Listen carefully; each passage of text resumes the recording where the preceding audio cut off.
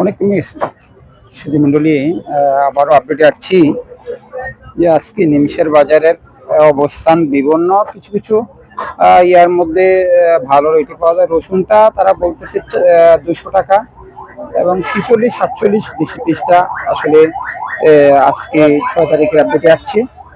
আসলে আমরা দূর দূরান্ত থেকে জ্বালানি দেখি, তারা আসলে অনেকের ধারণাটা ভুল। আসলে চমৎকার ওরা ব্যবসায়ীরা বলেছেন যে তারা এই সবচেয়ে বেশি দেশি পেঁয়াজটা ওঠার কারণে একটু কমতি, কিন্তু দেশি পেঁয়াজটার দামটা কম, ইন্ডিয়ানটা একটু বেশি।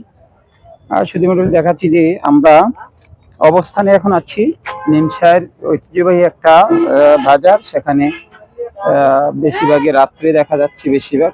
তো এখনো দূর দূরান্ত থেকে জ্বালানি আনছে, দেখাচ্ছি আপডেটে গাড়ি আনলোডের লোডে দেখাচ্ছি যে পেজ, এই পেজটা মূলত জানাচ্ছি যে 46-47 চলছে। দেখেন যে বাজারটা, এটা 46-47 চলছে।